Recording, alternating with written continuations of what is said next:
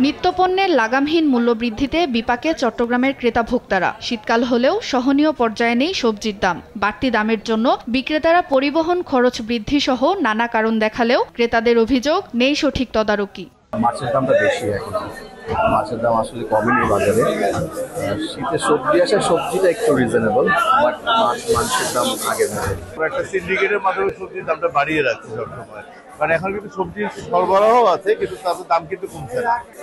বাজার যদি তদারক করে ওদের দামটা আরো কমানো যেত, আমরা সবার জন্য উপকার হতো।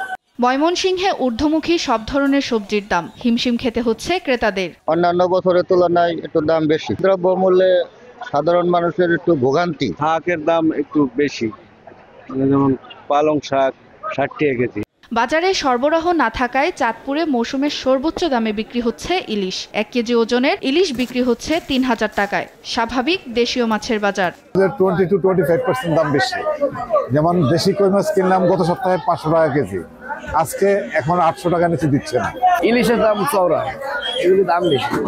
স্বস্তি নেই সিলেটের মাছ মাংসের বাজারেও। এখানেও সরবরাহ কম থাকাকে দুষছেন বিক্রেতারা। একটু বেশি, আমি তো শুনেছিলাম যে 1700-1800, কিন্তু এসে দেখলাম 2000 টাকা। অস্থিতিশীল কুষ্টিয়ার চালের বাজার। আমনের ভরা মৌসুমেও কমছে না দাম। নতুন ধান উঠছে, বাজারে আইছে, কিছু সীমিত আইছে, এখনো পুরোপুরি মাল আসি নাই।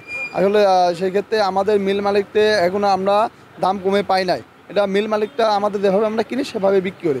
মানে মিল থেকে যদি চালের হেরফের হয় তখন বাজারে হেরফের হবে। এদিকে ব্রাহ্মণবাড়িয়া, যশোর ও মৌলভীবাজারে কিছুটা স্বস্তি ফিরেছে শাকসবজির বাজারে। সুপ্রিয়া তৃষা, নিউজ ডেস্ক, দেশ টিভি।